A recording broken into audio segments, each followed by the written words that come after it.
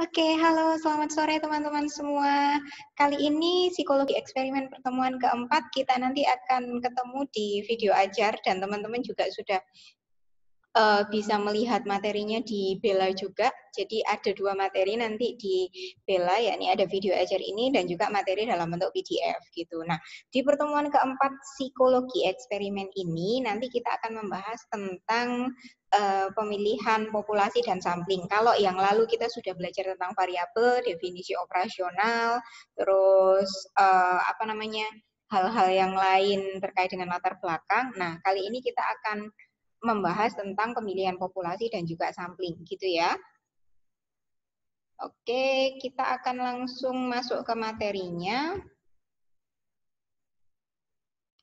Nah, pertemuan keempat kali ini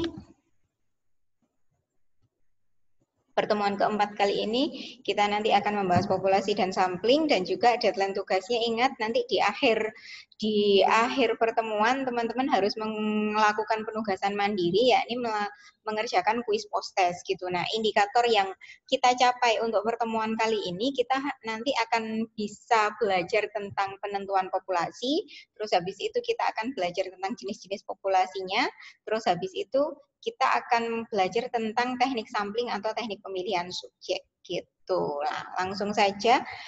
Oke, ini tahap-tahap penelitian eksperimen yang di beberapa pertemuan lalu sudah saya sampaikan juga. Jadi kita sudah melewati keempat tahap yang di atas ini teman-teman. Jadi kita sudah melakukan pemilihan topik, merumuskan masalah bagaimana, menentukan hipotesis sudah.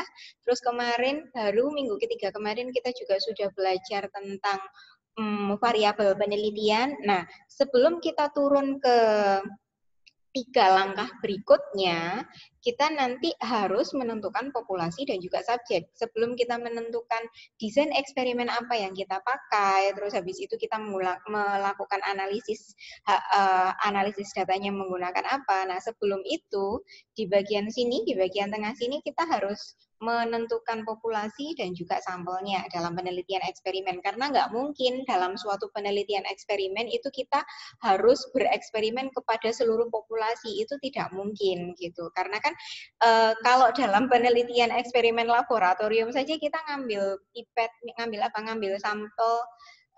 sampel sedikit. Nah, demikian juga dalam penelitian eksperimen di bidang ilmu psikologi gitu. Jadi, ketika kita mengeksperimenkan suatu metode, terus untuk mengetahui tujuannya ini berpengaruh nggak terhadap variabel tergantung. Nah, itu kita harus mengambilnya sampel gitu. Kita nggak mungkin meneliti seluruh populasi kecuali populasinya sedikit gitu. Nah, semacam itu. Jadi sebenarnya fungsinya apa sih? Fungsinya kita punya subjek penelitian itu apa sih? Supaya gini, kita tidak terlalu effort kita untuk mengerjakan penelitian ini menjadi tidak terlalu riweh gitu, tidak terlalu berat karena kalau kita harus mengukur seluruh populasi, ya penelitian eksperimen kita nggak selesai-selesai gitu. Tetapi dalam mengambil subjek, kita harus perlu hati-hati teman-teman. Karena apa?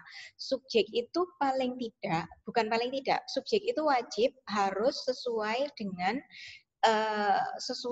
populasinya, harus bisa benar-benar mewakili populasi gitu. Jadi ketika kita ambil sampel sebagian dari populasi, itu kita harus bisa memastikan bahwa sampel ini itu benar-benar mewakili populasi. Supaya apa? Supaya tingkat validitasnya bagus dan supaya generalisasi hasil penelitian, validitas eksternalnya itu juga bagus gitu. Karena tinggi rendahnya validitas dan baik buruknya generalisasi penelitian hasil eksperimen itu tergantung dari sampel atau subjek yang kita pilih. Kalau subjek kita itu tidak mewakili populasi, berarti validitasnya rendah, generalisasinya akan susah digeneralisasi gitu. Maka itu, dalam memilih subjek itu harus merupakan benar-benar bagian dari populasi dan benar-benar mewakili populasi itu gitu. Jadi subjek harus diambil dari dalam populasi, bukan dari luar. Kalau dari luar ya sama aja ngapain gitu kan. Supaya apa? Supaya generalisasi dan validitas eksternalnya tinggi itu. Jadi dalam suatu penelitian eksperimen kita harus mengambil subjek karena kita nggak mungkin melakukan pengukuran ke seluruh populasi, itu nggak mungkin banget. Itu akan memberatkan kita sebagai peneliti. Tapi ketika kita ngambil subjek, kita harus tahu bahwa subjek yang kita ambil atau sampel yang kita ambil itu harus benar-benar mewakili populasi itu. Supaya apa? Supaya penelitian kita valid dan generalisasi hasil penelitiannya juga bagus gitu. Nah, untuk membedakan populasi dan sampel, gampangannya gini sih, populasi itu adalah himpunan keseluruhan ini, dan sampel ini adalah himpunan sebagian dari populasi gitu. Itu gampangannya begitu. Nah, tapi kalau nggak gampangannya gimana? Kalau nggak gampangannya penjelasannya ini. Jadi populasi merupakan keseluruhan individu atau objek yang diteliti. Jadi keseluruhan penelitian, keseluruhan objek penelitian itu populasi. Nah, populasi itu sebarannya luas. Nah, maka itu kita perlu sampel untuk apa? Untuk ngambil sebagiannya untuk yang kita teliti gitu. Kemudian penelitian eksperimen, nah ini syaratnya populasi eksperimen supaya validitasnya tinggi itu adalah relatifnya homogen. Jadi populasinya itu relatif sama, relatif homogen. Kalau datanya heterogen itu akan susah ketika kita melakukan penelitian eksperimen gitu. Nah, semakin homogen atau semakin sama populasinya, variasi populasinya itu akan semakin meningkatkan validitas dan juga generalisasi penelitian eksperimen itu sendiri gitu. Lah, kalau populasi tadi keseluruhan, sampel itu sebagian saja, sebagian dari populasi yang diambil yang nanti akan kita teliti gitu. Nah, syarat pengambilan sampel itu harus representatif, harus benar-benar mewakili populasi ini gitu. Jadi ketika kita ngambil sampel sebagian dari populasi, kita harus benar-benar yang kita ambil ini yang benar-benar mewakili populasi itu gitu. Terus habis itu penggunaan sampel dalam penelitian eksperimen harus menggunakan prinsip efisiensi, harus efisien. Jangan hindari mengambil sampel yang malah menyulitkan kita sebagai peneliti, itu tidak, dan saya tidak suka itu gitu. Terus habis itu dengan meneliti sedikit subjek, nah hasilnya dapat digunakan untuk menggambarkan. Karena apa? Ada generalisasi di sana. Karena apa? Sekali lagi kita tidak mungkin melakukan penelitian kepada seluruh populasi kita cobai, kita berikan intervensi, itu kita tidak mungkin. Maka itu kita ngambil sampel yang mana aturan sampelnya itu harus representatif, harus benar-benar mewakili dari populasi, sehingga kita bisa menggeneralisasikan, kita bisa mendapatkan validitas eksternal yang bagus gitu. Nah, ini gambarannya sih, gambarannya kalau misalnya kita mengambil penelitian eksperimen dalam teknik samplingnya itu adalah ini. Populasinya adalah seluruh mahasiswa di kampus Wima gitu misalnya. Kemudian frame sampel itu kotaan yang jauh lebih kecil dari populasinya adalah mahasiswa yang terdaftar di semester gasal, semester 3, 5, 7 gitu kan. 3, 5, 7. Terus habis itu maka kita ngambil sampelnya adalah 20 orang mahasiswa yang ada di semester gasal yang sudah melakukan registrasi, yang sudah melakukan konfirmasi pendaftaran, semacam itu sampelnya. Nah, unit eksperimennya adalah orang yang menjadi unit eksperimen atau unit uji coba, itu adalah seorang mahasiswa gitu. Nah, ini nanti sampel itu ini yang di sini. Kita nanti yang menentukannya di sini. Kemudian di sini itu masih dipecah menjadi unit eksperimen atau unit uji coba. Orang per orang yang kita cobai, yang kita berikan intervensi gitu. Yang kita jadikan kelinci percobaan semacam itu. Bisa dipahami ya? Nah, sampel yang representatif tadi di depan sudah dikatakan bahwa sampel yang bagus adalah sampel yang representatif, sampel yang merepresentasikan populasi, sampel yang bisa mewakili populasi. Nah, populasi, jadi sampel yang representatif itu dipengaruhi oleh apa? Oleh 4 hal ini, teman-teman. Oleh homogenitas populasi. Jadi ada 4 hal yang dibagi menjadi dua kategori besar. Jadi kategori yang pertama ini dari aspek populasinya, kemudian kategori yang kedua ini dari aspek sampelnya gitu. Nah, dari aspek populasinya itu dipengaruhi oleh ini, homogenitas populasi gitu. Nah, kalau dari aspek sampelnya dipengaruhi oleh 3 hal ini, number of sample, sample size, sama sampling teknik. Itu nanti yang akan kita pelajari gitu. Nah, kita bahas yang pertama dulu yakni homogenitas populasi yang dari aspek populasinya. Nah, homogenitas populasi. Jadi gini, dalam suatu penelitian eksperimen dibutuhkan populasi yang variatifnya, variasinya itu relatif homogen atau relatif sama. Supaya apa? Supaya penelitian kita itu tidak gelambiar gitu, supaya penelitian kita itu menjadi terfokus. Jadi variasi dari suatu populasi dalam penelitian eksperimen itu harus homogen gitu. Nah, ini ditunjukkan ya ini untuk kemudahan pengambilan sampel, karena kan kita ngambilnya sampelnya paling tidak harus mewakili dari populasi itu gitu. Nah, semakin tinggi variasi atau variabilitas dari populasi, maka kita akan semakin susah menentukan sampel. Terus habis itu efeknya adalah semakin rendah validitasnya gitu. Jadi kita itu untuk mendapatkan homogenitas itu kita bisa mengusahakan ini. 3 aspek ini yang bisa mempengaruhi homogenitas suatu populasi, yakni aspek geografis, aspeknya subjeknya, dan aspeknya sosial gitu. Nah, aspek geografis dalam memilih populasi dalam suatu penelitian eksperimen hendaknya dipilih yang mereka satu wilayah. Satu wilayah, entah itu provinsi, entah itu kabupaten, entah itu sekolah atau kelas. Jadi ambil dalam suatu wilayah. Jadi jangan kalau kita ngambil populasi yang wilayahnya tersebar sangat luas, itu nanti akan malah menyulitkan teman-teman gitu. Terus yang kedua, aspek subjek. Aspek subjek ini terkait dengan subjek atau unit eksperimen itu tadi. Unit eksperimen ini terkait dengan jenis kelamin, paling tidak disamakan, itu akan menjadi lebih mudah. Atau kalau misalnya usianya disamakan, jadi ini enggak harus semuanya, tidak, tapi ambil salah satu saja. Misalnya ambil yang jenis kelaminnya sama, atau yang rentang usianya itu sama, antara 15 sampai 18 tahun misalnya, atau yang rasnya sama, yang rasnya Tionghoa semua, atau yang rasnya Jawa semua, atau yang rasnya yang lain semua gitu. Terus habis itu ambil yang tingkat pendidikannya sama, itu akan lebih memudahkan kita dalam mengambil sampel nanti. Kemudian yang punya kepribadian. Nah, ini aspek subjek ini yang kita jadikan variabel kontrol teman-teman gitu. Jadi ambil yang sama semua gitu. Nah, aspek sosial ambil juga yang sama. Jadi dengan kita mengontrol 3 aspek ini, kita akan mendapatkan suatu populasi yang homogen, yang mana itu akan membuat kita menjadi jauh lebih mudah mengambil samplingnya gitu. Nah, selanjutnya kalau dari aspek sampel ada 3 hal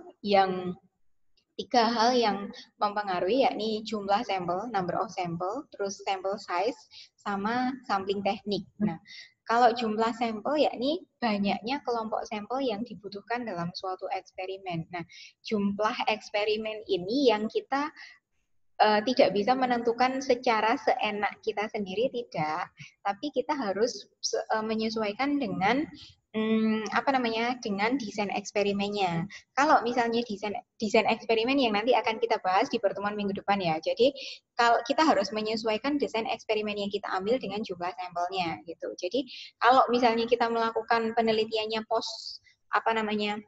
pre and post test, terus habis itu ada kelompok eksperimen dan kelompok kontrol, berarti kita membutuhkan sampel yang jauh lebih banyak, jumlah sampel yang jauh lebih banyak, karena kita butuh 2 kelompok eksperimen dan kelompok kontrol gitu. Tapi kalau desain eksperimen kita itu single case subject design, berarti kita hanya menggunakan satu kasus saja, satu kelompok saja yang nanti akan kita uji, kemudian kita lihat baseline-nya, baseline awal dan baseline akhir, semacam itu gitu.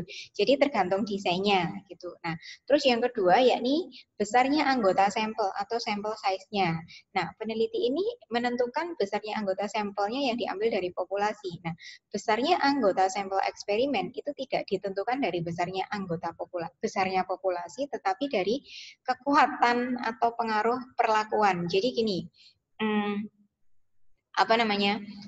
dalam melakukan penelitian eksperimen, otomatis kita kan berdasarkan pada penelitian terdahulu. Nah, penelitian terdahulu terkait dengan eksperimen itu kan pasti ada, dulu populasinya sebesar ini, sampelnya ditarik misalnya 10 gitu. Nah, dari pengaruh perlakuan studi sebelumnya kita bisa melakukan evaluasi, kira-kira kurang atau tidak kalau subjeknya itu 10, semacam itu.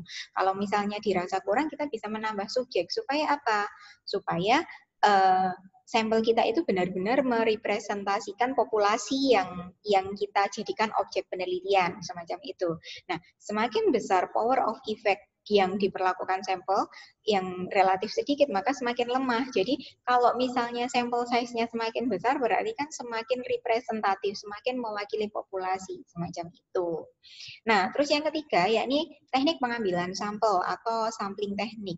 Nah, sampling teknik dalam penelitian, saya rasa penelitian umum sih ya, kuantitatif juga mengambil ini, karena kan eksperimen kan juga merupakan bagian dari penelitian kuantitatif.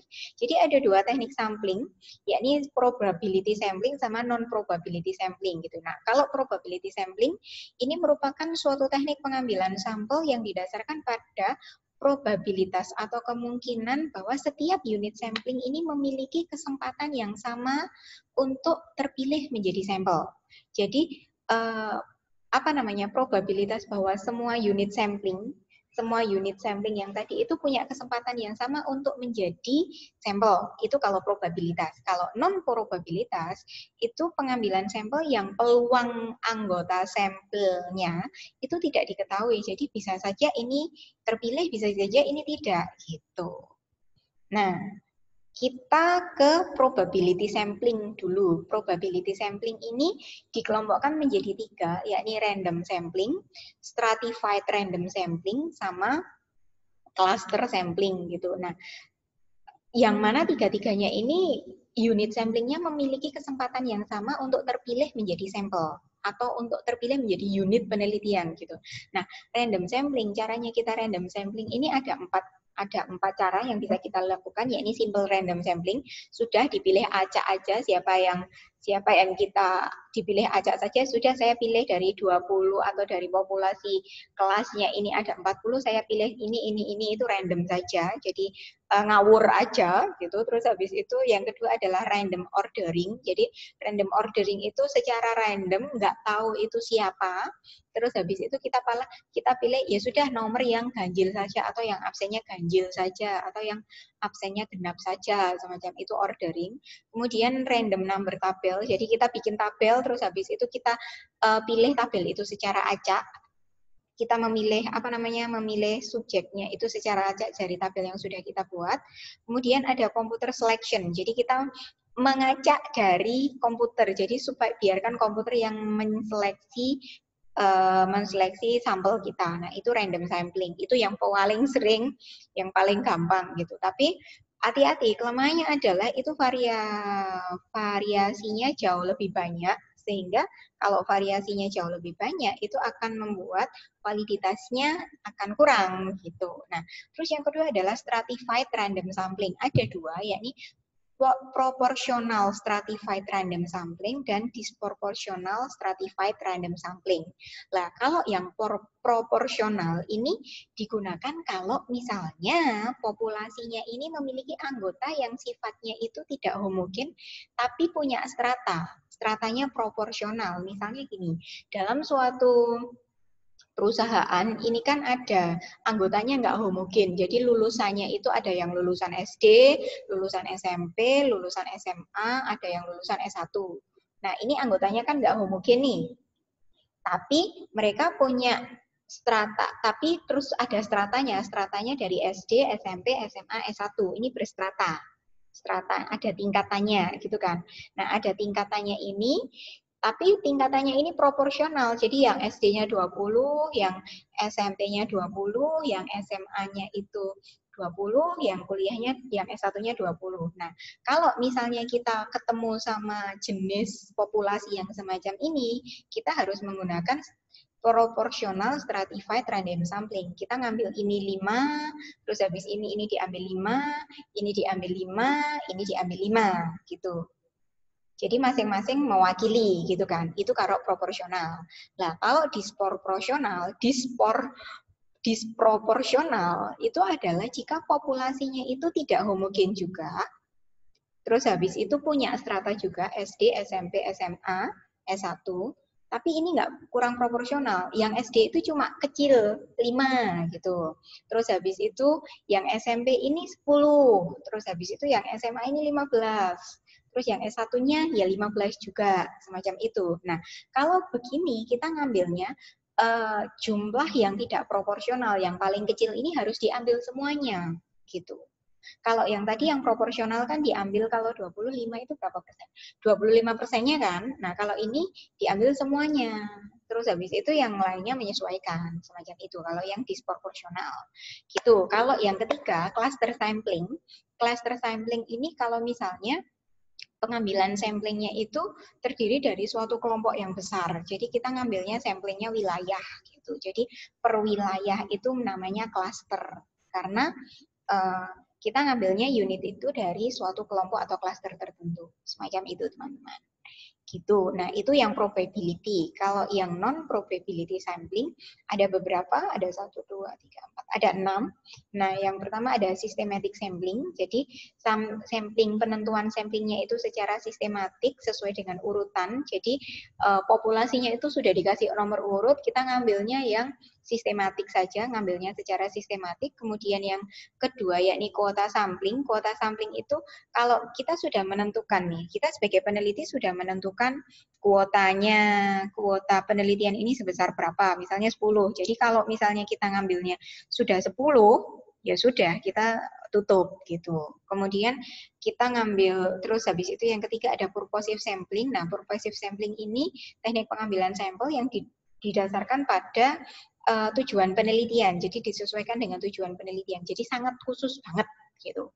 Terus habis itu yang selanjutnya ada accidental sampling. Jadi karena faktor kebetulan ya wes lah dikasih kebetulan aja. Terus habis itu ada yang snowball. Snowball sampling ini yang kita ngambil sampelnya secara berantai. Jadi kita nemui satu subjek yang sesuai dengan kriteria penelitian kita. Kemudian kita minta info dari subjek itu, ada nggak yang sama dengan kayak kamu, semacam itu. Kemudian semakin besar gitu. Terus kemudian ada saturation sampling atau sampling jenuh. Nah, ini teknik pengambilan sampel ini digunakan kalau misalnya populasi penelitian kita itu sangat sedikit. Jadi kita ngambil sampel keseluruhan gitu. Oke, ternyata sudah selesai teman-teman. Jadi begitu kalau terkait dengan materi pertemuan hari ini, kita jangan lupa kerjakan tugasnya. Ada kuis post-test di Bella, jangan lupa dikerjakan. Terus kita nanti ketemu minggu depan, tanggal 7 Oktober, kita nanti akan membahas tentang desain-desain eksperimen. Nah, desain eksperimen nanti ada 5, jadi 5 indikator ini nanti akan kita bahas di 2 pertemuan, yakni di pertemuan ke-5 dan juga ke-6, semacam itu, gitu ya. Terus kalau misalnya nanti teman-teman ada yang mau ditanyakan atau ada yang kurang jelas, kita nanti bisa ketemu di forum diskusi. Atau kalau misalnya masih kurang, teman-teman bisa japri saya gitu. Nah, sampai ketemu minggu depan, sampai jumpa, selamat mengerjakan tugasnya. Dadah.